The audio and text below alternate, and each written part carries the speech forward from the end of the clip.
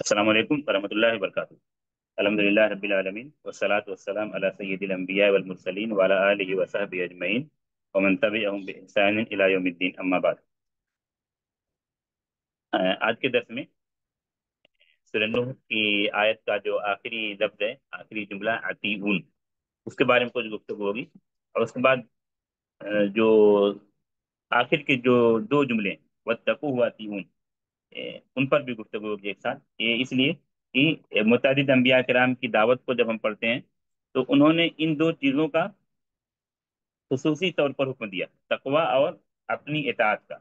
पहले अतीउन के लफ्ज को लेंगे आज, उसके बाद दोनों को एक साथ जमा करने की कोशिश करेंगे, यानी अल्लाह का तकवा और रसूल की इताअत।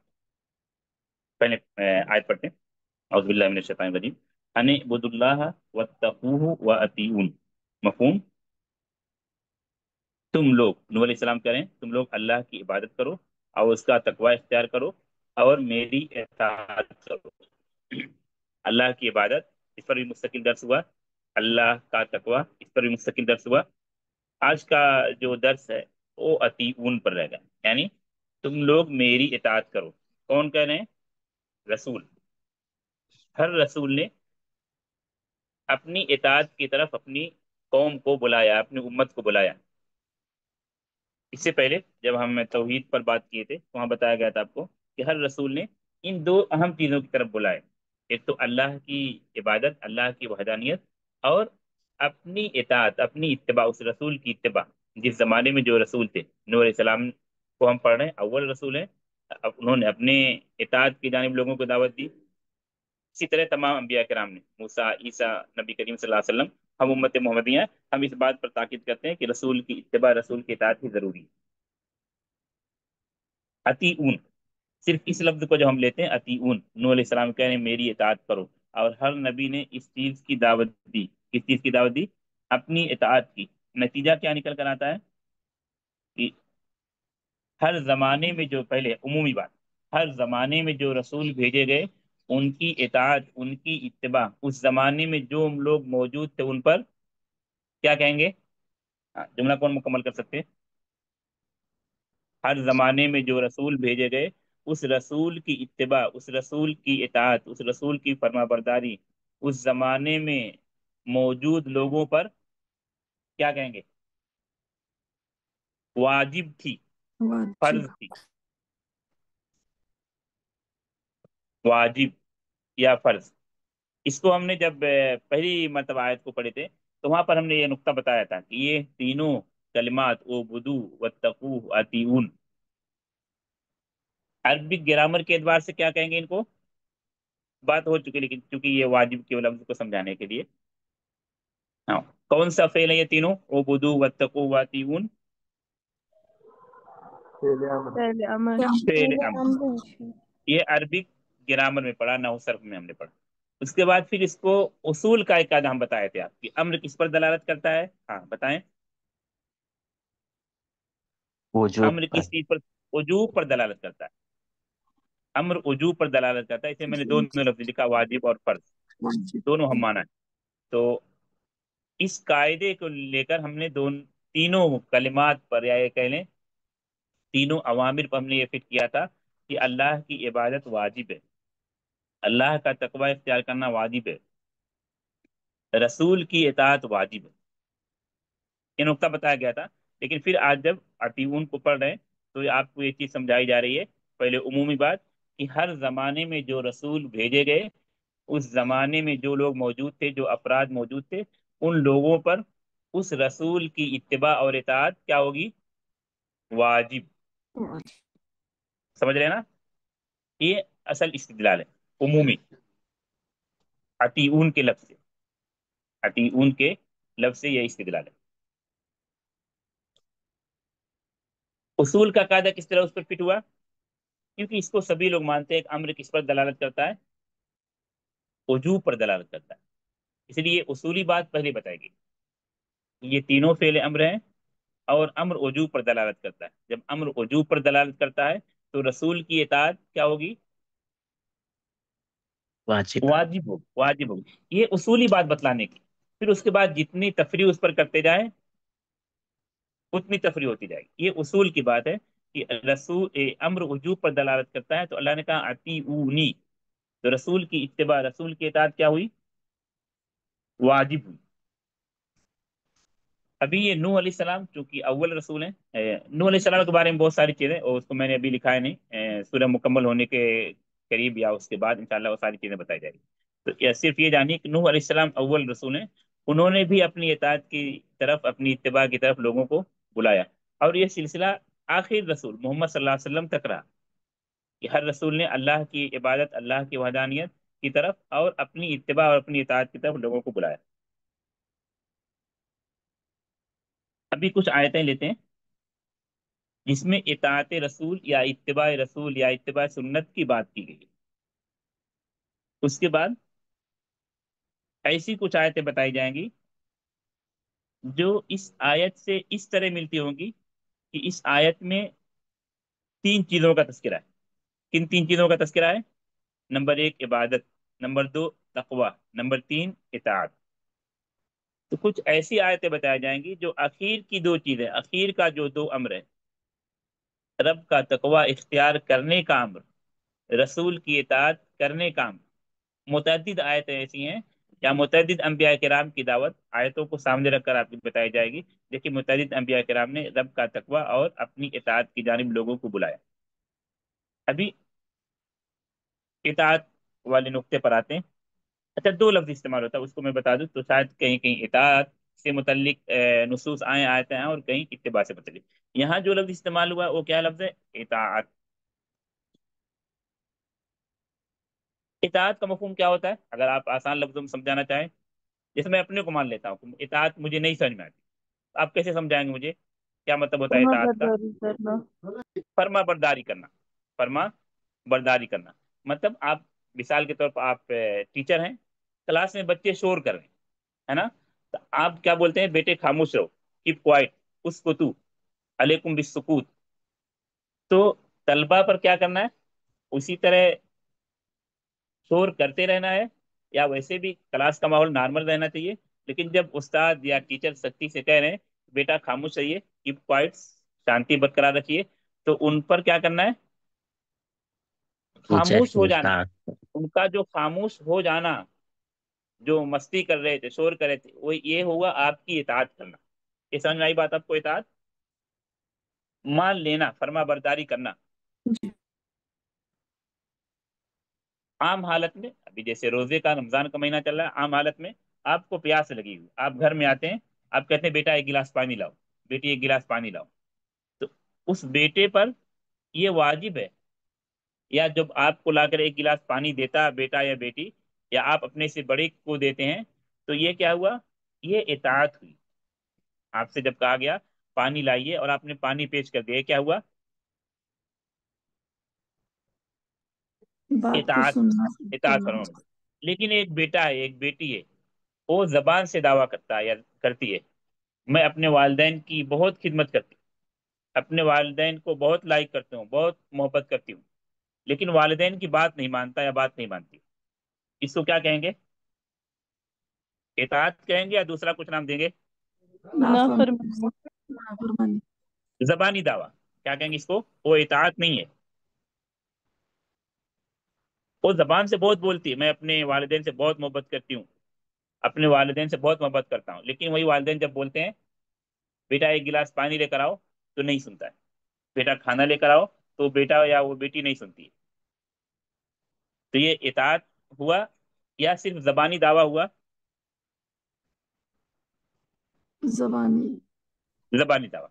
अच्छा, इताअत के साथ एक लफ्ज और आता है, इत्तिबा।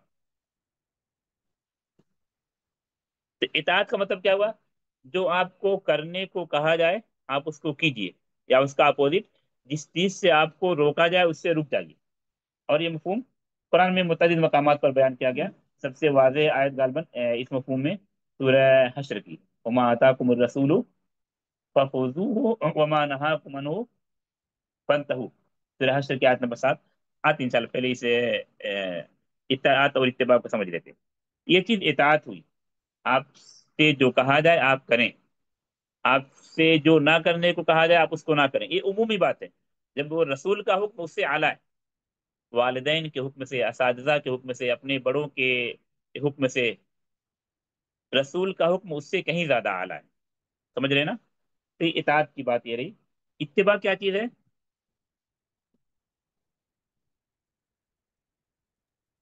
पीछे पीछे चलना। पीछे पीछे चलना।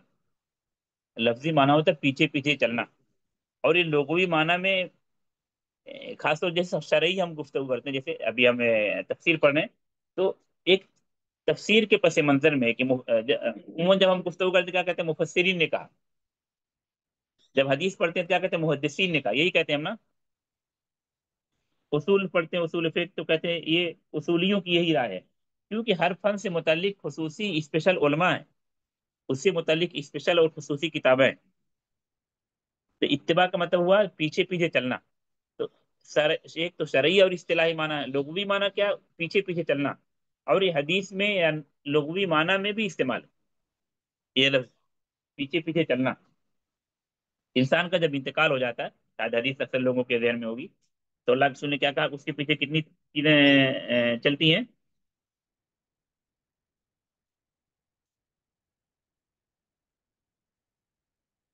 नई ज़हन में हदीस किसी को? 3 चीजें मैं हदीस शो करना चाहता हूँ, अगर नई ज़हन में आप लोगों को। इसमें आपने कहा यतबउल मय्यित सलासा, वो सिर्फ इसलिए कि आपको इत्तिबा के मफहूम को समझाना है।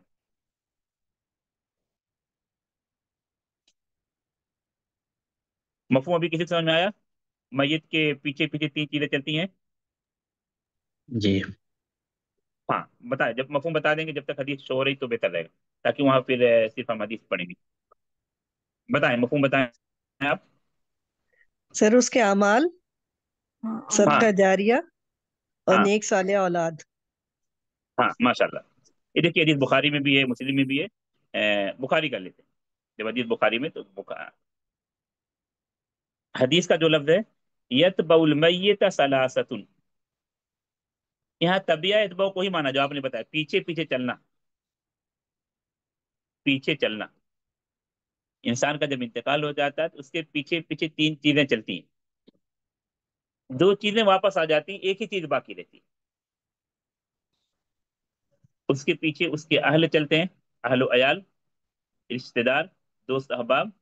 उसका माल उसके पीछे पीछे चलता है, उसका अमल उसके पीछे पीछे चलता है। ये 3 चीजें चलती हैं, अहलुहु व मालुहु व अमलुहु। लेकिन फिर आगे 2 चीजें लौट जाती हैं, अहलो अयाल, दोस्त अहबाब, रिश्तेदार, उसके माल, उसके प्रॉपर्टी लौट जाती है, उसके साथ कब्र में नहीं जाती। उसके साथ जो चीज बाकी रहती है वो क्या है? अमल। अमल। एक ये लंबी हदीस मुस्नद अहमद में मौजूद है, तफसीर में भी। ला तुफ़त्तहु लहुम अब्वाबुस समा वला यदखुलूनल जन्नह हत्ता यलिजल जमलु फी सम्मिल खियात। इस आयत की तफसीर में इमाम इब्न कसीर रहमतुल्लाह अलैह ने मुस्नद अहमद के हवाले से जिक्र किया। आप मुस्नद अहमद में पढ़ सकते हैं, तो वहाँ भी पढ़ें, या वहाँ पर तफसीर इब्न कसीर में इस आयत की तफसीर में पढ़ें, वला यदखुलूनल जन्नह हत्ता यलिजल जमलु फी सम्मिल खियात। कि जो काफिर है, जो मुकज़्ज़िबीन है, जो रसूल के नाफरमान है, उनकी रूहें ऊपर नहीं चढ़ती। तो यब का अमल हो, इंसान जब कफन दफन के बाद उसका अगर नेक है तो उसका अमल अच्छी शक्ल सूरत में आता है, और कहता है मैं तुम्हारा अमल हूँ।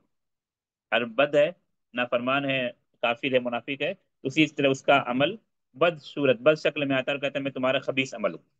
फिर वो दूसरी बात है कि अल्लाह, ये अल्लाह की कदीर नाम के मज़ाहिर हैं, क्योंकि हमारा दर्स अभी तफसीर पर है और अकीदे का नहीं। लेकिन अल्लाह का नाम एक कदीर है, नामों में से एक नाम कदीर। कदीर का माना क्या? इस पर कुदरत रखने वाला। कुदरत के अमूमी मज़ाहिर अभी आपको नहीं समझ में आते, हमको नहीं समझ में आते, क्योंकि हमारी अकल का दायरा क्या है? वसी है या महदूद है? महदूद है। महदूद है। जैसे अभी हम कहाँ बैठे हुए हैं, कितनी दूरी पर, कितनी मसाफत पर एक दूसरे को जानते हैं, लेकिन इस्तेफादा कर रहे हैं। लेकिन आप ये सोचिए 50 साल पहले इस चीज का मुमकिन सोच ही नहीं सकते। ٹیکنالوجی کی ترقی نے اس چیز کو آسان کر دیا کہ ہم ایک دوسرے کو جانتے نہیں، ایک دوسرے کو دیکھے نہیں، کون کتنی مسافت پر دنیا میں بیٹھا ہو، لیکن استفادہ کر رہے ہیں ایک دوسرے سے۔ متعدد بتا رہا ہوں، اللہ نے آسمان کو بغیر ستون کے بنایا، بغیر ستون کو جب سے بنایا کیا تک اس کو بغیر ستون کرنے پر قادر ہے۔ یہ قدیر نام کا مظہر ہو رہا ہے یا نہیں؟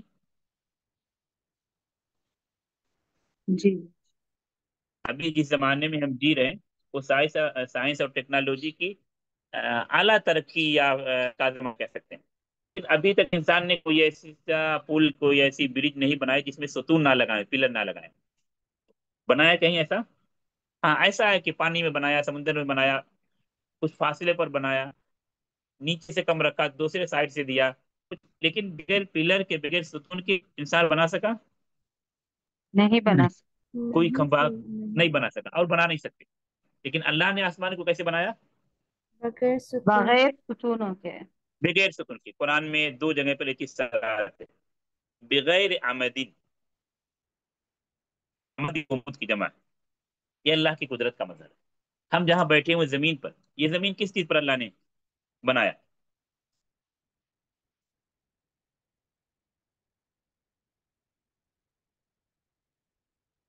جو سائنس کے طلبہ ہیں یا جو تھوڑے ریسرچ، زمین پانی پر ہے، زمین کو اللہ نے کس چیز پر رکایا، بسایا یا سجایا ہے؟ زمین کے نیچے کیا ہے؟ پانی۔ پانی۔ انسان اتنی ترقی کرنے کے بعد خدا اپنے میں دیکھیں، چھوٹا سا گلاس نے اس پہ مٹی رکھیں، کیا مٹی اس پانی کے اوپر رک جاتی ہے، جم جاتی ہے، ٹھہر جاتی ہے؟ یا اس کو پھر بڑا کرتے ہیں، جہاں بالٹی میں رکھیں، بڑے ٹب میں رکھیں، پھر اس سے بڑا ٹب کرتے ہیں جہاں ہاؤس کے اوپر آپ مٹی سجانے کی کوشش کریں، روک سکتے ہیں؟ اور اس کے اوپر پھر انسان چلے نہیں، پانی کو اور روک نہیں بلڈنگیں سکتے۔ انسان بنائے بڑے سے بڑے؟ ممکن نہیں۔ یہ اللہ کی قدرت کے متعدد مظاہر ہیں، تو اللہ اس پر بھی قادر ہے۔ جو چیز آراز ہے اس کو اجسام بنانے پر بھی قادر ہے۔ جن چیزوں کو ہم سمجھتے ہیں کہ یہ جسم نہیں بن سکتے، اللہ ان کو جسم بنانے پر قادر ہے۔ یہ مال پر ہے، چلے بات آئی کہ اس کا مال اس جسم کی شکل میں آئے گا قیامت کے دن، کہ اللہ اس چیز پر قادر ہے۔ اللہ ابراہیم کے لیے آگ کو کیا بنانے پر قادر ہے؟ عموماً جو ہمارا جو ہم سمجھتے ہیں، اور ظاہری سبب یہ ہے کہ آگ کیا کرتی ہے؟ جلاتی ہے۔ جلاتی ہے، لیکن وہ اللہ قدیر ہے ابراہیم کے لیے آگ کو جلانے والا نہیں بنانا، بردن و سلامہ بنانے پر قادر۔ اسی لیے اللہ کے اسماء و صفات کو پڑھنے کا ایک عجیب، جب آپ اس اسماء و صفات کو پڑھیں تو آپ کو ایسا لگے گا کہ سب کے سب رب کے در کے بھکاری ہیں، کچھ بھی نہیں، ذرہ برابر بھی ہماری طاقت نہیں۔ یا ایھا الناس انتم الفقراء الی اللہ واللہ هو الغنی الحمید۔ اللہ کی قدیر نام کا یہ بھی مظہر ہے کہ اللہ نے آگ کو کیا بنا دیا؟ بردن و سلامہ بنا دیا۔ کس کے لیے؟ ابراہیم علیہ ابراہیم السلام علیہ کے لیے۔ السلام کے لیے۔ یہ قدیر نام کا مظہر ہے یا نہیں؟ جی، اچھا، قدرت رکھنا۔ ہاں، قدرت کا مظہر۔ پانی، پانی جس کا کام کیا ہے؟ ڈبونا۔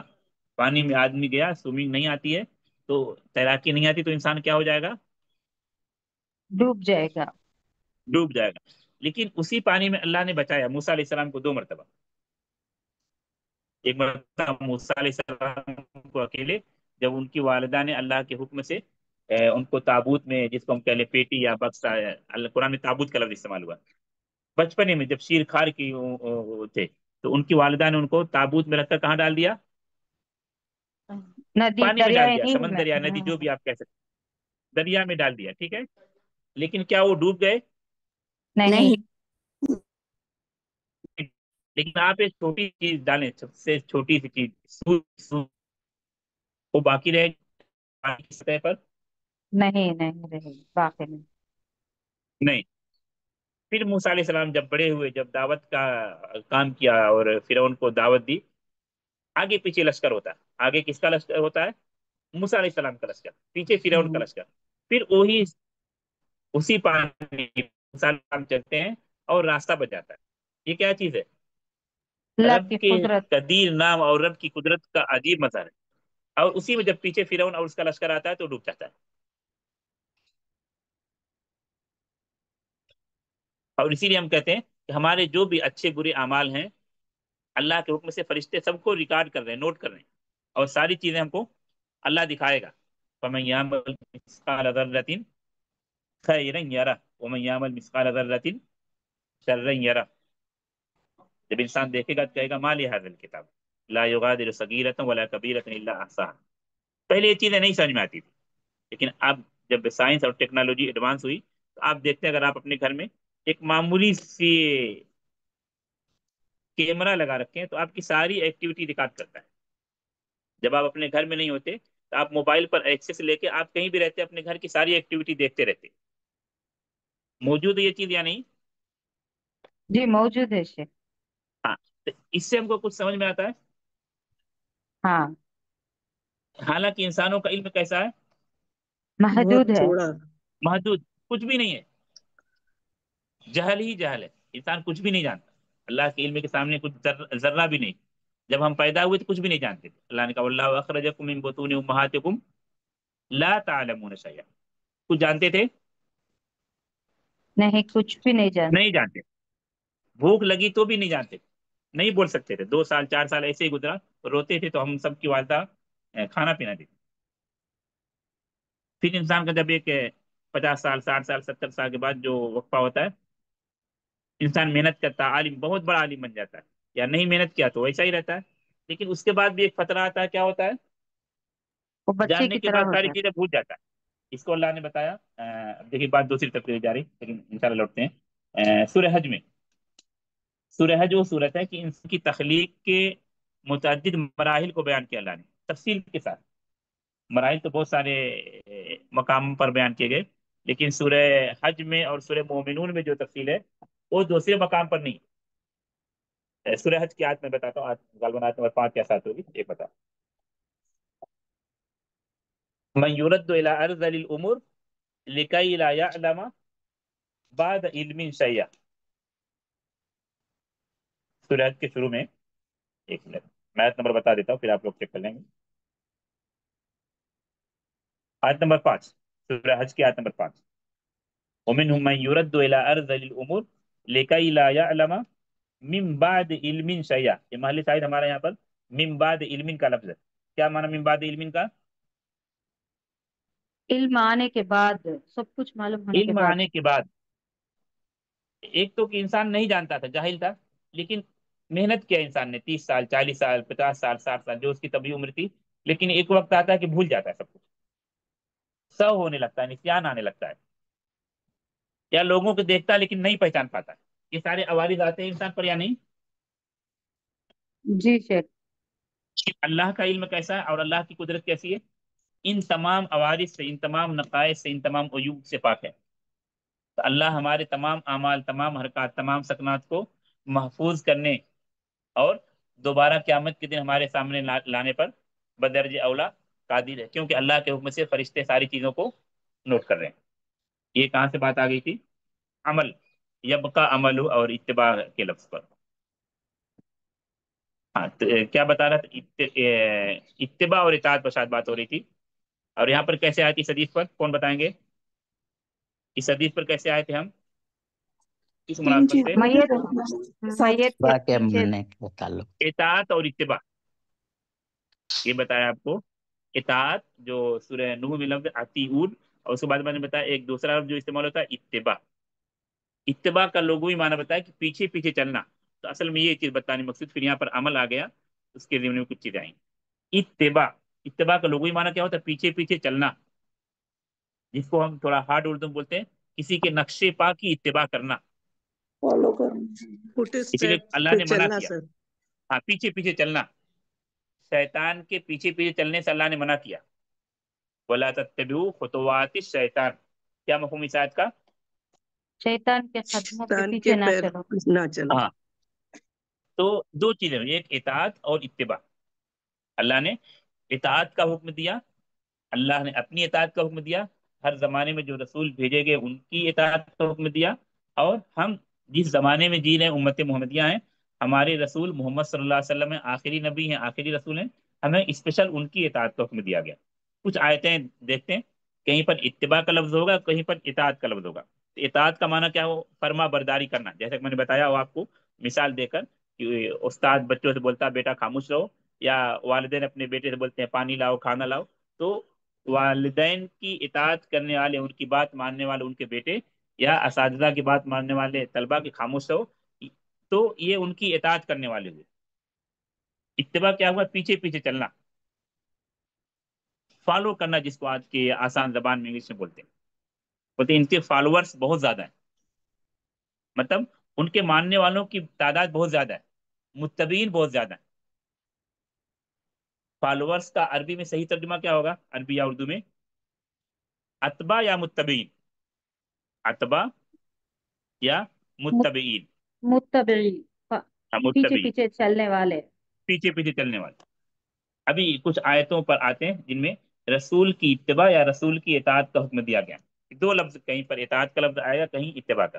اور ہمیشہ نصوص کے لیے میں کوشش کرتا ہوں کہ جو آیتیں بہت مشہور ہیں یا بہت زیادہ موضوع سے نہیں ملی ہے تو اس کو بتاتا ہوں، ورنہ جو موضوع پر ڈائریکٹ خطاب کرتی ہیں وہ آیتیں سامنے لا کر تبھی میں گفتگو کرتا ہوں۔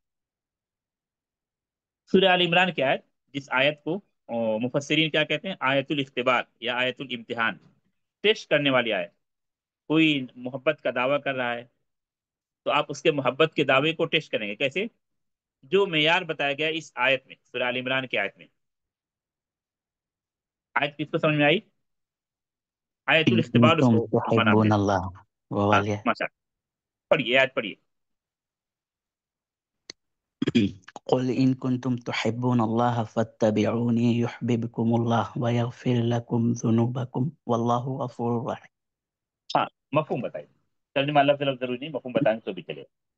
آپ کہہ دیجئے کہ اگر تم لوگ اللہ سے محبت کرتے ہو تو میری ہی اتباع کرو، اللہ ہاں تم سے محبت کرنے لگے گا، تمہارے گناہوں کو معاف کر دے گا، تمہیں اور واللہ تمہارے غفور گناہوں رحیم۔ کو معاف، اللہ بخشنے والا بڑا رحم کرنے والا۔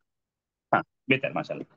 دیکھیے یہاں پر اس آیت کو علماء آیت الامتحان یا آیت الاختبار، جس کا معنی ہوتا ہے ٹیسٹ کرنے والی ہے۔ کوئی دعویٰ کر رہا میں نبی سے محبت کرتا ہوں، نبی کے لیے مر مٹوں گا، نبی کے لیے اپنا سر کٹا دوں گا، ایسا ایسا کر دوں گا، اس کو ٹیسٹ کرنے کے لیے کیا ہے؟ وہ دیکھیے کہ وہ رسول کی اتباع میں کس قدر سچا ہے، رسول کی اتباع میں کس قدر سچا ہے۔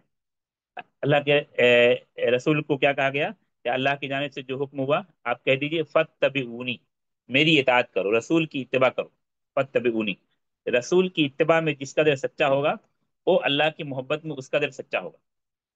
اچھا، اس آیت کو جب ہم جوڑتے ہیں سورہ نوح کی آیت سے، سورہ نوح میں چونکہ 3 امر ہے، اعبدوا اللہ واتقوہ واطیعون، یہاں پر ایک ہی امر ہے فتبعونی، سورہ آل عمران کی آیت جو آتا آپ کے سامنے، لیکن جو نتیجہ آ رہا ہے، نتیجہ کچھ حد تک مل رہا ہے۔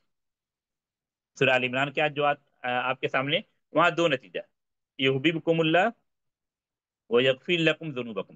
اچھا، نتیجہ کے بجائے ہم نحوی طور پر اس کو جواب امر کہہ لیں، اور سمجھانے کے لیے شرعی طور پر، اصطلاحی طور پر، کہ اتباع کے نتیجے میں کیا ہوگا یا اتباع کا فائدہ کیا ہوگا؟ اللہ تم سے محبت کرے گا اور تمہارے گناہوں کو بخش دے گا۔ تو یحببکم اللہ ویغفر لکم ذنوبکم، ان میں سے کون سا نتیجہ یا کون سا فائدہ سورہ نوح کی آیت سے میچ کر رہا ہے؟ سورہ نوح کی آیت نمبر 4، کیونکہ آیت نمبر 4 ابھی ہم نہیں پڑھے، لیکن ایک بات آپ دیکھیے، وَاتَّقُوهُ وَأَطِیعُونَ کے بعد آگے آ رہا ہے سورہ نوح میں یغفر لکم من ذنوبکم ویؤخرکم الی اجل مسمى۔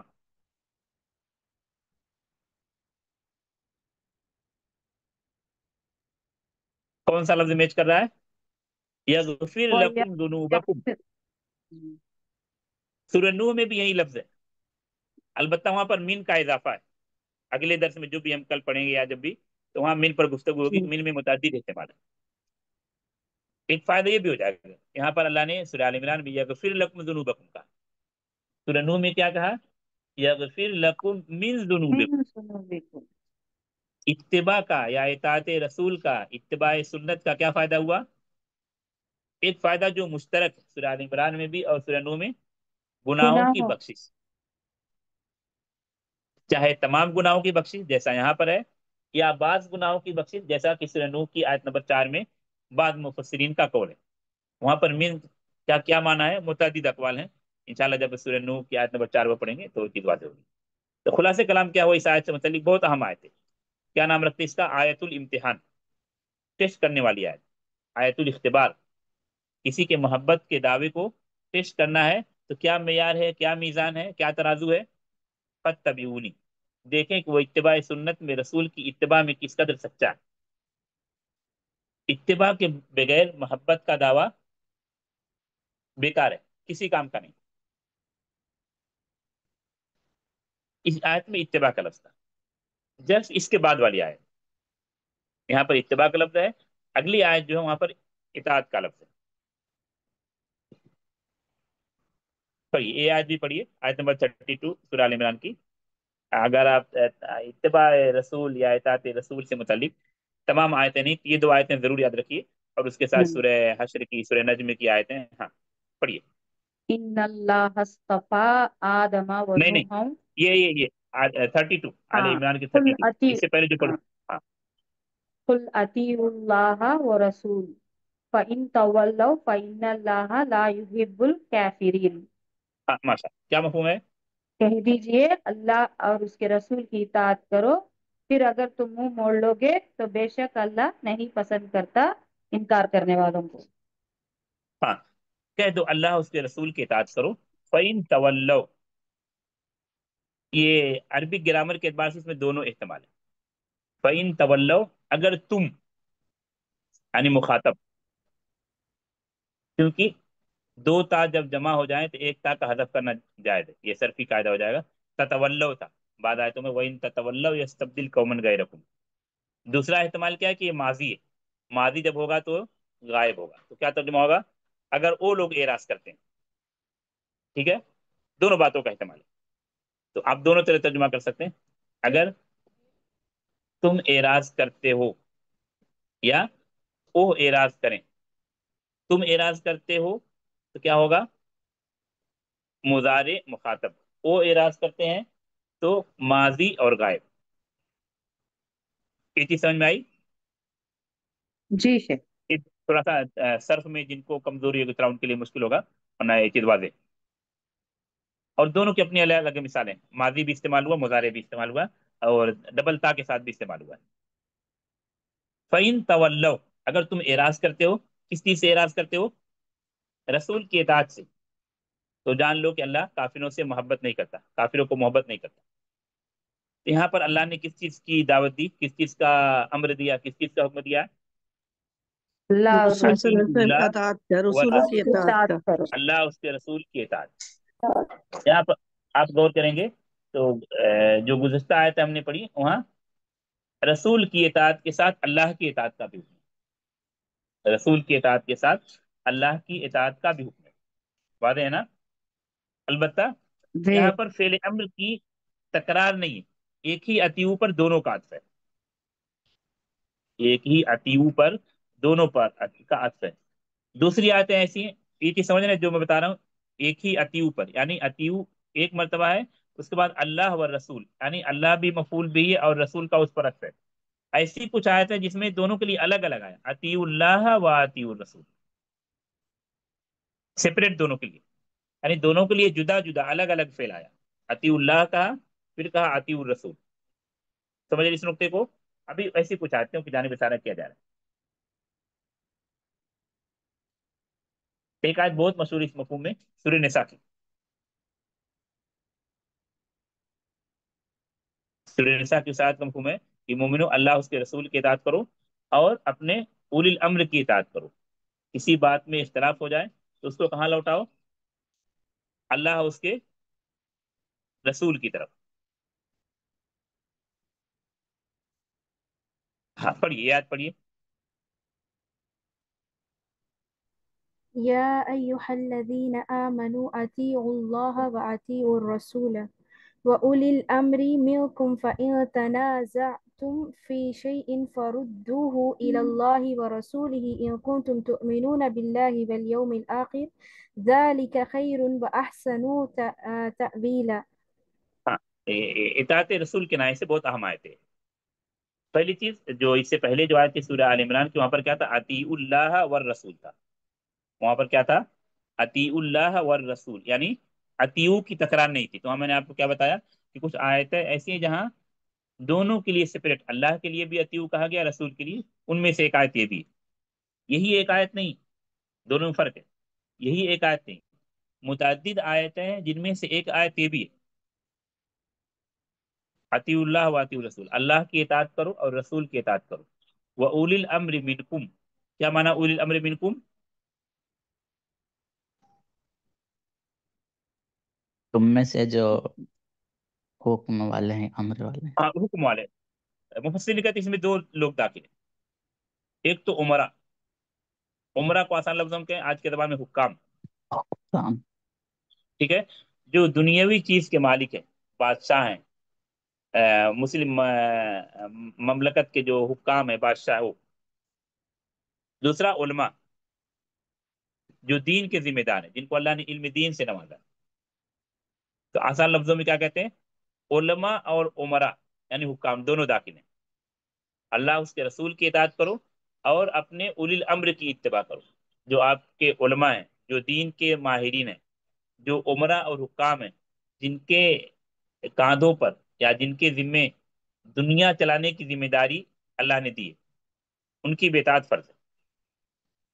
البتہ آج کا یا اسلوب آپ دیکھیں گے، آپ کو کچھ فرق نظر آئے گا۔ یہاں تک اولی الامر منکم میں کیا فرق ہے، سمجھ رہے کوئی اس بات کو؟ اولو الامر کے ساتھ آتیو کا نہیں بڑھایا ہاں، ہے۔ اول الامر کے ساتھ اتیو کا لفظ نہیں ہے، اور سورہ آل عمران کی آیت پر کے بعد ان آیتوں کو جو بتایا جائے اس کی ایک وجہ یہ بھی ہے کہ اطیع اللہ و رسول تھا سورہ آل عمران میں، تو ایسا کوئی نہ سمجھے نعوذ باللہ کہ رسول کے اطاعت مستقل نہیں ہے، رسول کے اطاعت مستقل ہے۔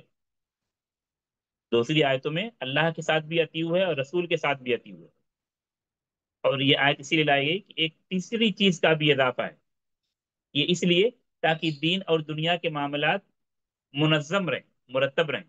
اولی الامر منکم، اپنے علماء اور عمرا کی اطاعت کرو، ٹھیک ہے، لیکن اولی الامر کے ساتھ اطیعو نہیں لگا ہوا ہے، لگا ہوا ہے جی نہیں نہیں سر نہیں. نہیں لگا۔ مفسرین کیا نتیجہ نکالتے ہیں یہاں پر؟ اللہ کی اطاعت مستقل، کسی قید کی ضرورت نہیں، کسی شرط کی ضرورت نہیں۔ رسول کی اطاعت مستقل، کسی قید کی ضرورت نہیں، کسی شرط کی ضرورت نہیں، دائیں بائیں ادھر ادھر دیکھنے کی ضرورت نہیں، کسی قید کی نہیں، کوئی ٹرم کنڈیشن نہیں۔ لیکن اولی الامر منکم جس میں کہا گیا علماء اور عمرہ دونوں مراد ہیں، یہ مشروط ہے، یہ مطلق نہیں ہے۔ ان کی اطاعت کب کرنا ہے؟ جب کتاب و سنت کے موافق ہو۔ اس لیے یہاں پر اتیو کی تکرار نہیں، یا اتیو کو ریپیٹ نہیں کیا گیا، بلکہ اسی پر عطف کیا گیا۔ گزشتہ اتیو جو اللہ اور اس کے رسول کے ساتھ لگا ہوا ہے، اسی پر اولی الامر منکم کا عطف ہے، اولی الامر منکم کے ساتھ اتیو نہیں لگا۔ کیوں؟ کہ اولی الامر منکم، اولی الامر یا یہ کہیں آسان لفظوں میں علماء اور عمرا کی اطاعت مستقل نہیں ہے، مشروط ہے۔ کس چیز کے ساتھ مشروط ہے؟ جب ان کا امر، ان کا حکم، ان کا فرمان کتاب و سنت کے موافق ہو، ان کا امر کتاب و سنت کے مخالف ہو تو قابل عمل، قابل اطاعت، لائق اتباع نہیں ہوگا۔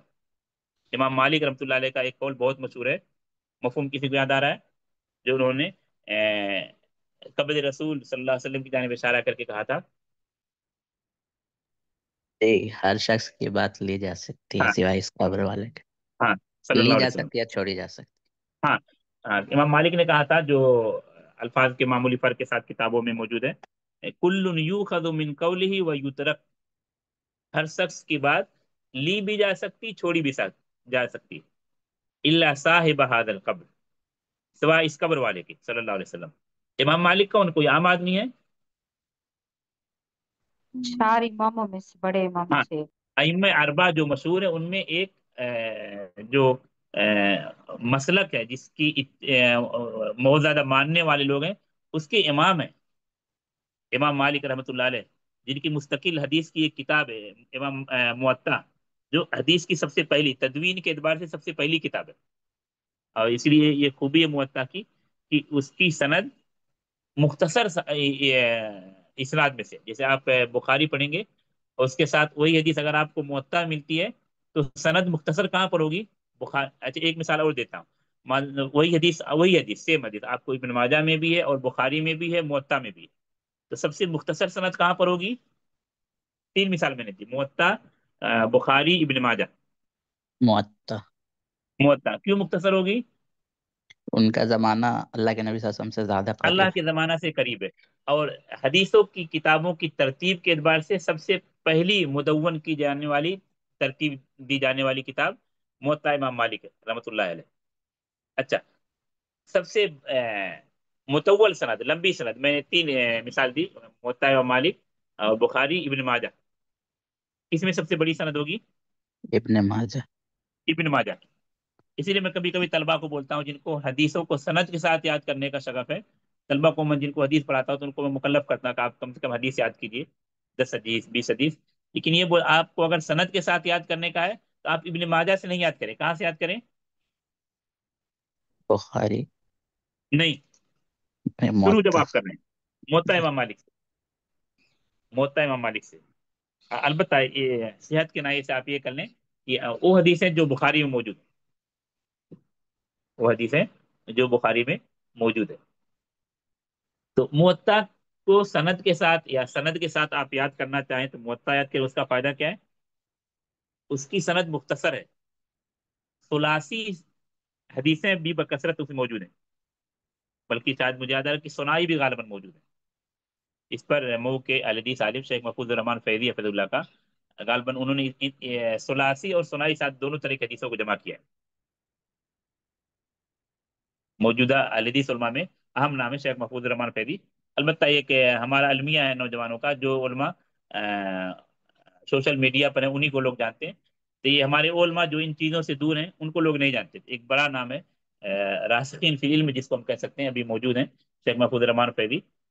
متعدد کتابیں ان کی، اور انہوں نے بہت سارے ترجمے کیے ہیں حدیث، چھوٹے چھوٹے رسائل کے اور بڑی چیزوں کے، اور ایک لمبا زمانہ گزارا انہوں نے تدریس میں. ان کی کتابیں جو علماء الحدیث ہندوستان کے جو علماء الحدیث ہیں جن کی کتابیں پڑھنے کا اگر مشورہ دیا جا سکتا ہے تو ایک نام یہ بھی ہے شیخ محفوظ الرحمان فیضی حفظ اللہ کا. پر کہاں سے بات آئی تھی؟ اولی الامر منکم. اولی الامر کی اطاعت مطلقاً نہیں ہے، مشروط ہے، محدود ہے، مقید ہے. اس کے پیچھے ٹرم کنڈیشن لگا ہوا. کیا ہے وہ چیز؟ ہاں بتائیے، ایک بتاؤ.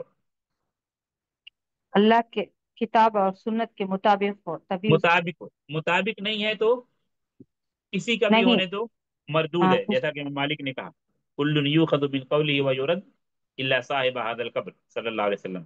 رسول کے علاوہ ہر شخص کی بات لی بھی جا سکتی ہے اور نہیں بھی لی جا سکتی، یعنی قبول بھی کی جا سکتی ہے اور مردود بھی ہو سکتی ہے، مقبول بھی ہو سکتی ہے، مردود بھی ہو سکتی ہے. آگے پھر آیت میں یار فَإِن تَنَازَعْتُمْ فِي شَيْءٍ، کسی چیز میں اختلاف ہو جائے تو کس کی طرف لوٹانا ہے؟ تب صرف اللہ اس کے رسول کی طرف لوٹانا ہے، علماء کی طرف نہیں لوٹانا ہے. ابھی اولی الامر منکم پر ہم رکے تھے. پھر آگے اللہ کیا کہہ رہے ہیں؟ ایک مرتبہ مفہوم بتائیے فَإِن تَنَازَعْتُمْ سے.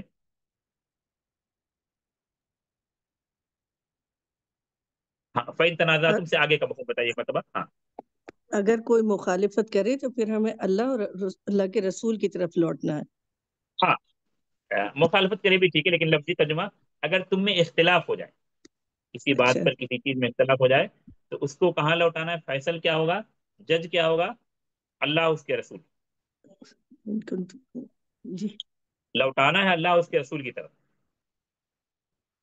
اطاعت کرنے میں اللہ اور رسول کے ساتھ اولی الامر منکم لگا ہوا ہے، لیکن مطلقاً نہیں ہے، محدود ہے، ٹرم کنڈیشن ہے، شرط لگی ہوئی ہے.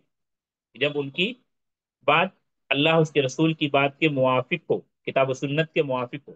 موافق نہیں ہے تو مردود ہے، جیسا کہ ہم مالک نے کہا قُلْ یُؤْخَذُ مِنْ قَوْلِهِ وَیُرَدُّ إِلَّا صَاحِبَ هَذَا الْقَبْرِ صلی اللہ علیہ وسلم. یہاں تک کیا سمجھ میں آیا آپ کو؟ اپنے الفاظ میں کوئی بتائیں. اللہ اور رسول کی اطاعت کرنا ہاں ضروری ہے، فرض ہے. ہاں اور اول الامر کی بھی جو اطاعت کرنا ہے، مگر ہاں کتاب اور ہاں سنت کے مطابق اگر ان کا حکم ہو تو اطاعت کریں گے، ورنہ ہاں نہیں کریں گے. ہاں. اگر اختلاف ہو جائے تو اگر اختلاف ہو جائے تو اللہ اور رسول کی طرف لوٹیں گے. ہاں ہاں، لوٹنے میں دیکھیے یہ نہیں کہا کہ اولي الامر منکم کی طرف لوٹا. جہاں لوٹنے کی بات ہے اختلاف کی صورت میں اولي الامر منکم نہیں کہا. وہاں کہاں لوٹنا آپ کو؟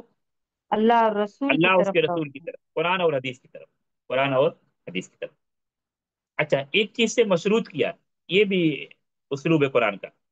ان کنتم تؤمنون باللہ والیوم الآخر، کیا مفہوم ہے اس کا؟ اگر تم ایمان والے ہو اور اللہ پر ایمان رکھتے ہو اور آخرت پر ایمان رکھتے ہو تو اللہ اور ہاں رسول کی طرف لوٹو گے. ہاں، مفہوم کیا ہے؟ اللہ اور آخرت پر ایمان لانے کا تقاضا ہے کہ اللہ کی اطاعت کرو، رسول کی اطاعت کرو، علماء اور حکام کی اطاعت کرو، اور اختلاف کے وقت اللہ اس کے رسول کی طرف لوٹو، کتاب و سنت کی طرف لوٹو. یہی خلاصہ ہوا نا؟ جی شیخ. ہاں، تو یہ آیت بہت اہم ہے. اتباع رسول، اتباع سنت، اطاعت رسول کے ناحیے سے یہ آیت بہت اہم ہے. ایک آیت سورہ مائدہ کی. ابھی چونکہ سورہ آل عمران کا جو اسلوب تھا، آل عمران میں تھا اطیعوا اللہ والرسول، اس لیے ایسی کچھ آیتیں بتائے آپ کو جس میں دونوں کے ساتھ اطیعوا کا لفظ لگا ہوا ہے، اللہ کے ساتھ بھی اور رسول کے ساتھ بھی. اس مفہوم میں سورہ مائدہ کی آیت آپ کے سامنے.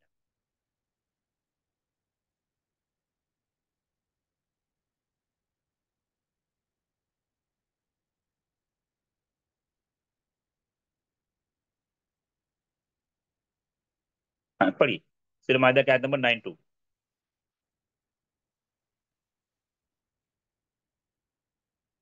ہاں پڑھیے.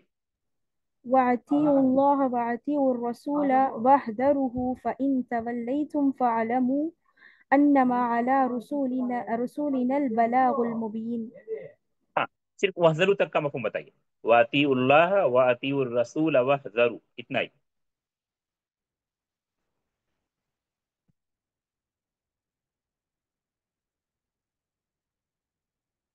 ہاں، جن کو معلوم بتائیں، کوئی بات نہیں. لفظ تو وہی ریپیٹ، صرف وحذروا ایک نیا لفظ آیا یہاں پر. ہاں، تم لوگ اللہ کی اطاعت کرو اور رسول کی اطاعت کرو اور ان کی مخالفت سے بچو، ان کی نافرمانی سے ہاں، بچو. آیت کا چلو وحذروا، ڈرتے رہو، بچتے رہو. ٹھیک ہے، کس سے ڈرتے رہو؟ وہ سیاق و سباق سے سمجھ میں آ رہا ہے. اس لیے نواب صاحب نے بھی دیکھی کیا لکھا ہے، مخالفتہما، ان دونوں کی مخالفت سے بچتے رہو. کن دونوں کی مخالفت؟ اللہ اور اس کے رسول کی مخالفت سے. اس آیت میں پہلا فائدہ تو یہ کہ رسول کے اطاعت بھی مستقل، اللہ کے اطاعت بھی مستقل. سورہ آل عمران کی آیت کی مزید وضاحت کے لیے اس آیت پر بھی ہم آئے وَأَطِيعُوا اللَّهَ وَأَطِيعُوا الرَّسُولَ، اللہ کے اطاعت مستقل، رسول کے اطاعت مستقل. پھر کہا وَحْذَرُوا، وحذروا ابھی جو آیتیں ہم دیکھ رہے ہیں وہاں پر وحذروا کا لفظ نہیں آیا. دیکھیں کیا مفہوم وحذروا کا؟ ڈرتے رہو، بچتے رہو. کس چیز سے ڈرتے رہو، بچتے رہو؟ اللہ کی نافرمانی رسول کی اور رسول کی مخالفت سے، مخالفت سے. رسول کی مخالفت سے بچے رہو. کیونکہ رسول کی مخالفت یہ عام چیز نہیں، یہ چونکہ مستقل ایک رسول کی مخالفت ایک مستقل موضوع ہے جسے اللہ نے متعدد اسلوب میں ڈرائے.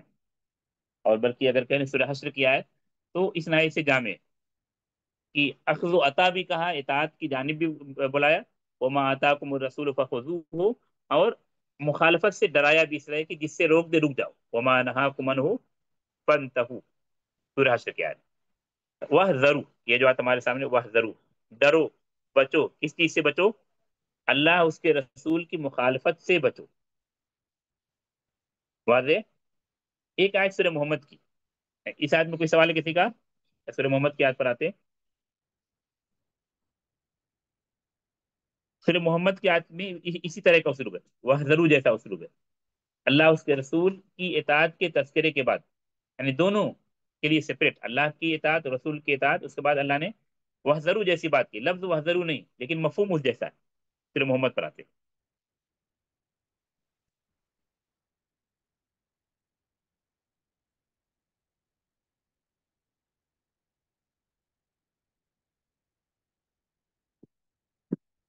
ہاں پڑھیے، سورہ محمد پڑھیے، یہ آیت پڑھیے.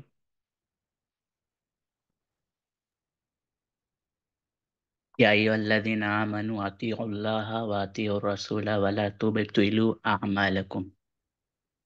یہاں بھی دیکھیے، اچھا مفہوم بتا دیجیے، آیت کا مفہوم کی تھوڑا سی وضاحت کرتا ہوں. اے ایمان والو، اللہ کی اطاعت کرو اور رسول کی اطاعت کرو اور اپنے اعمال کو باطل مت کرو یا برباد مت کرو. برباد. یہاں بھی دیکھیے اطیع اللہ سپریٹ، اللہ کے ساتھ اطیع لگا ہوا ہے بلا کسی شرط کے، مطلقاً اطیع الرسول بلا کسی شرط کے، بلا کسی قید کے. ٹھیک ہے. اصل میں آل عمران کی آیت کا کوئی غلط مفہوم نہ لے، اس لیے اس چیز کو میں بار بار ریپیٹ کر رہا ہوں. آل عمران میں تھا اقل اطیع اللہ والرسول، یا ایھا الذین آمنوا اطیعوا اللہ واطیعوا الرسول، اللہ کی اطاعت کرو، رسول کی اطاعت کرو. ولا تبطلوا اعمالکم، اپنے اعمال کو برباد مت کر لو، باطل نہ کر لو. کس طرح برباد نہ کر لو؟ متعدد باتیں کہی ہیں مفسرین نے، لیکن جو وحذروا کا مفہوم تھا اس سے پہلے والی آیت میں، سورہ مائدہ کے آتے ہیں واطیعوا اللہ واطیعوا الرسول واحذروا، ڈرو بچو. تو اللہ اس کے رسول کی اطاعت کے حکم کے بعد کہا جائے اپنے اعمال کو باطل نہ کرو. کس طرح باطل نہ کرو؟ اللہ اس کے رسول کی مخالفت کر کے، اللہ کی نافرمانی کر کے، رسول کی نافرمانی کر کے. شیخ ہاں یہ بدعت سے ریلیٹڈ ہے کیا؟ ہاں ہاں. ابھی چونکہ ہم کس پر گفتگو کر رہے ہیں؟ اطاعت. کیا ایک دوسری بات میں نے کہی تھی؟ اتباع. اس کے ساتھ ایک لفظ لکھ لیجیے آپ، رسول اور سنت. ٹھیک ہے. اطاعت رسول یا اتباع رسول، یا اتباع رسول اتباع سنت. ٹھیک ہے. اب اس کے اپوزٹ کو لے لیتے. سنت کا اپوزٹ کیا ہو جائے گا؟ بدعت. بدعت. جب ہم نے کہا رسول کی اطاعت کرنا ہے تو رسول کے علاوہ اور کسی کی اطاعت اگر کتاب و سنت کے موافق لی بھی جا سکتی ہے، ورنہ مردود ہے، جیسا کہ امام مالک نے کہا رحمۃ اللہ علیہ، کل یؤخذ من قوله ویرد الا صاحب هذا القبر. پھر جب ہم نے کہا سنت کی اتباع کرنا ہے، سنت کا مخالف کیا، سنت کا اپوزٹ کیا ہے؟ بدعت. بدعت. بدعت. تو ہم ابھی بدعت کے رد پر نہیں آئے، لیکن جب ہم کہیں اتباع رسول، اتباع سنت، اطاعت رسول، تو آٹومیٹک یا انڈائریکٹ کریں بدعت کا رد ہو رہا ہے. جب ہم کہیں ہم منہج سلف کے مطیع و فرما بردار ہیں، ہم منہج سلف کو فالو کرتے ہیں، کتاب و سنت کو فالو کرتے ہیں، تو اس کا مفہوم کیا نکلا؟ وہ تمام طریقے جو کتاب و سنت کے خلاف ہیں، وہ تمام افکار جو منہج سلف کے خلاف ہیں، ان سے ہمارا لینا دینا کوئی نہیں، ان سے ہمارا رشتہ نہیں، ہم ان کو فالو نہیں کرتے. سمجھ میں آئی بات نا؟ جی. جی ابھی بدعت کے رد پر ڈائریکٹ ہم نہیں آئے، لیکن جو جو آیتیں بتائی جا رہی اتباع رسول کی، اتباع سنت کی، وہ تمام آیتیں بدعت کے رد پر ہم دلالت کرتی ہیں. سمجھ میں آئی بات؟ جی. تو ولا تبطلوا اعمالکم، اپنے اعمال کو برباد نہ کرو اللہ کی مخالفت کر کے، رسول کی مخالفت کر کے. اس سے محمد کیا ہے؟ کہ متعدد آیتیں جہاں رسول کی اطاعت مکمل طور پر بلا کسی شرط کے، بلا کسی قید کی دی گئی، اور کہا گیا اطیعوا الرسول، اطیعوا الرسول. بلکہ ایک آیت اس سلسلے کی بیان کر کے اس موضوع کو رکتے ہیں. سورہ نساء میں وہ بڑی اہم آیت ہے رسول کی اتباع کے فوائد کے ناحیے سے،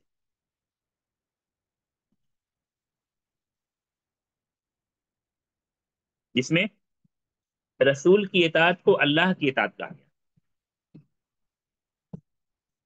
من یطیع الرسول فقد اطاع اللہ، جس نے رسول کی اطاعت کی اس نے اللہ کی اطاعت کی. رسول کی اطاعت کو کیا کہا گیا؟ اللہ کی اللہ کی اطاعت. اطاعت. سورہ نساء کی آیت نمبر 80. ایک مرتبہ کوئی اس آیت کو پڑھیں اور اس کا مفہوم بتائیں اپنے الفاظ میں. من یطیع الرسول فقد اطاع اللہ، صرف اتنا ہے.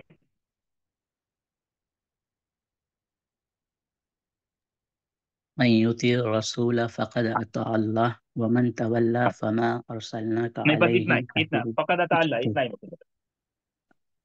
جس نے رسول کی اطاعت کی، در حقیقت اس نے اللہ کی اطاعت کی. اچھا، یہ بہت اہم نقطہ ہے کہ رسول کی اطاعت کو کیا کہا؟ اللہ کی اطاعت. کی اللہ اطاعت. کی اطاعت. کیوں اللہ کی اطاعت کہا؟ کیونکہ رسول اپنی جانب سے کوئی حکم نہیں دیتے، اپنی جانب سے کچھ نہیں کہتے۔ سورہ نجم کی شروع کی آیت میں کیا کہا؟ وما ينطق عن الهوى عن الهوى ان هو الا وحی یوحا، رسول اپنی خواہش سے نہیں بولتے۔ کبھی ایسا ہوا آپ نے کوئی وعدہ کیا لیکن وہی نہیں ہے، آپ خاموش رہے، آپ سے سوال کیا گیا، آپ کو جواب نہیں ملا من جانب اللہ، تو آپ خاموش رہے، آپ نے وہی کا انتظار کیا۔ نہیں معلوم تھا تو آپ نے کیا کہا؟ اللہ و رسولہ عالم۔ اس طرح کے متعدد مظاہر حدیث کی کتابوں میں آپ کو ملیں گے۔ حدیث جبریل پڑھیے، متعدد فوائد حدیث جبریل میں۔ جبریل نے جب اسلام ایمان احسان کا سوال کیا تو اللہ کے رسول نے جواب دیا، لیکن جب جبریل نے پوچھا متی الساعہ یا اخبرنی عن الساعہ تو جواب دیا آپ نے؟ نہیں۔ اور یہاں اللہ یہ اور بھی آپشن نہیں تھا، ہاں اللہ و رسول عالم، یہ بھی نہیں کہا، یہ بھی آپشن نہیں تھا کہ وہی آگے، کیونکہ سوال کرنے والا وہی ہے جو وہی لے کر آتا ہے۔ بعض مواقع پر ایسا ہوا آپ سے سوال کیا گیا، کچھ دیر کے بعد بذریعہ وہی جواب مل آ گیا، آپ نے بتا دیا امت کو یا سائل کو، لیکن یہاں تو سائل وہی ہے جو وہی لے کر آنے والا ہے، تو آپ نے جواب اللہ و رسول عالم نہیں دیا، بلکہ کیا کہا؟ ہاں کیا جواب دیا جبریل کو؟ ما المسؤول اعلم من السائل۔ ہاں مل مسئول عنہا بعالم من السائل، یعنی مسئول سائل سے زیادہ جانکار نہیں ہے۔ آپ صلی اللہ علیہ وسلم کے اس سوال سے تھوڑا سا یہ اندازہ ملتا ہے کہ صحابہ کرام کو سمجھ جانا چاہیے تھا کہ کوئی عام سائل نہیں ہے، لیکن صحابہ کرام نہیں سمجھ سکے۔ جب تک سوال و جواب کا سلسلہ جاری رہا صحابہ کرام سمجھے کہ جبریل ہے، نہیں سمجھے، لیکن تعجب ہوا تھا۔ جو حدیثوں میں لفظ ہے، صحابہ کہتے ہیں فَعَجِبْنَا لَهُ يَسْأَلُهُ وَيُصَدِّقُهُ، ہمیں تعجب ہوا کہ یہ سائل عجیب ہے، سوال بھی کرتا ہے تصدیق بھی کرتا ہے۔ عموماً سائل کیا کرتا ہے؟ جب سائل کوئی سوال کرتا ہے کسی سے بھی اپنے بڑے سے تو کہتا ہاں بات سمجھ میں آ گئی، اشکال دور ہو گیا، یہی کہتا ہے، لیکن وہاں سائل تو کہہ رہا ہاں صدق تھا، کیونکہ سائل کوئی عام آدمی نہیں تھا، فرشتوں میں سب سے اشرف سید موتا جس کو اللہ نے کہا وہ تھا جو وہی لے کر آتا تھا، ہم کو دین سکھلانے کے لیے اتاکم یعلمکم دینکم۔ تو رسول اپنی جانب سے کچھ نہیں کہتے، وہ وہی کہتے ہیں جو وہی ہوتی جو آپ کو کہا جاتا ہے من جانب اللہ۔ اس نے کہا وما ينطق عن الهوى ان هو الا وحی یوحا۔ اس سے پورا کا پورا قرآن کیا ہے؟ وہی ہے یا غیر وہی ہے؟ وہی وحی۔ وہی وہی ہے، وہی ہے۔ لیکن وہی کچھ ہے۔ آیتوں میں ایک اسپیشل آرڈر ہے، ایک اسپیشل امر ہے، وہ اسپیشل امر قرآن کی اخیر کی 3 آیتوں میں بھی موجود ہے۔ کیا لفظ ہو سکتا ہے وہ بتائیے؟ اخیر کی 3 آیتوں میں اخیر کی 3 صورتوں میں وہ امر موجود ہے، تینوں صورتوں میں۔ قل قل قل، تینوں صورتوں کی ابتدا کس سے ہوتی ہے؟ قل، کہہ دیجئے۔ قل کہہ دیجئے۔ ہاں ہاں کہ تمام چیزوں کو پہنچانا رسول پر ضروری، لیکن کچھ صورتوں، کچھ عوامر، کچھ آیتوں کو اس طرح اللہ نے کہا کہ آپ کہہ دیجئے، پہنچا دیجئے۔ قل هو اللہ احد، قل اعوذ برب الفلق، قل اعوذ برب الناس، قل یا ایھا الکافرون، قل اوحی الی انہ استمع نفر من الجن۔ حالانکہ نہ کہا جائے تو بھی آپ پہنچانے والے ہیں، لیکن یہ اسپیشل کہہ دیجئے، پہنچا دیجئے۔ اس سے بھی سمجھ میں آتا ہے کہ قرآن یہ کیا ہے؟ منزل من اللہ، اللہ کی جانب سے نازل ہو رہا ہے، اللہ کی جانب سے وہی آ رہی ہے، رسول یعنی رسول ملکی جبریل لے کر آ رہے ہیں، پھر آپ صلی اللہ علیہ وسلم اور صحابہ کرام کو اور امت کو ساری چیزیں بتلا رہے ہیں، سکھلا رہے ہیں۔ اچھا، ایک چونکہ عموماً حافظی قرآن میں سامنے رکھتا ہوں، تو ابھی جس آیت پر ہم رکیں، سورہ نساء کی آیت نمبر کون سی ہے؟ 80۔ تو دونوں طرف بائیں طرف کی پہلی آخری آیت بائیں پیج پر یہ من یطیع رسول فقد اطاع اللہ، اگر کسی کے بعد حافظی قرآن ہے جو انڈین رسم الخط والا، تو آپ دیکھیں دائیں طرف اوپر، دائیں طرف والے پیج میں پیج نمبر 90، اس پر کون سی آیت ہے؟ آیت ومن نمبر میں جان بوجھ کے نہیں بتا دوں۔ ومن یطیع ہاں اللہ، آیت نمبر 69، ہاں، ومن یطیع یہ بھی ایک اللہ، اعجاز تو اس کا نہیں کہہ سکتے، لیکن ایسا مطلب حسن اتفاق کہہ لیجیے کہ دونوں پیج، ایک پیج پر جو شروع اور وہاں بھی اطاعت رسول سے متعلق آیت ہے، اور دوسرے پیج کی آخری آیت بھی اسی پر ختم ہو رہی، من یطیع الرسول فقد اطاع اللہ۔ اور وہاں پہلے پیج کے اوپر ابھی آیت نمبر 69، ٹھیک ہے. من یطیع اللہ والرسول، نتیجہ کیا بتایا؟ فاولئک مع الذین انعم اللہ علیہم، یہ ان لوگوں کے ساتھ ہوں گے جن پر اللہ نے انعام کیا، نبیوں کے ساتھ، صدیقین کے ساتھ، شہداء کے ساتھ، صالحین کے ساتھ. ابھی آیت کو شو کر دیں آپ کے سامنے.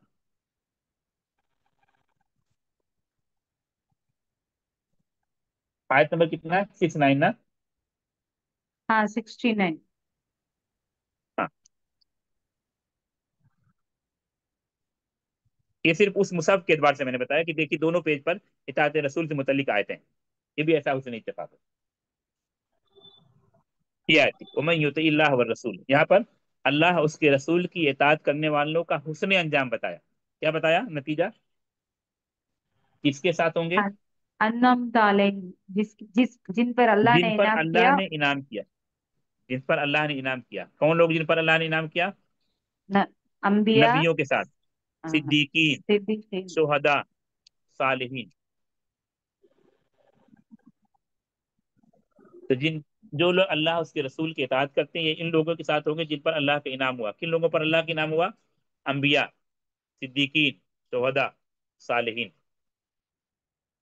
ہاں آج کے درس میں اسی آیت کو رکتے ہیں، لیکن تھوڑی سی اس کی وضاحت کرنے کے بعد اس آیت کو علماء، مفسرین، سلفی مفسرین، اہل الحدیث مفسرین جو تفسیر، اصول تفسیر کے مطابق کرتے ہیں، آیت کی تفسیر آیت سے، آیت کی تفسیر حدیث سے، آیت کی تفسیر صحابہ کرام کے اقوال سے، وہ کیا کہتے ہیں؟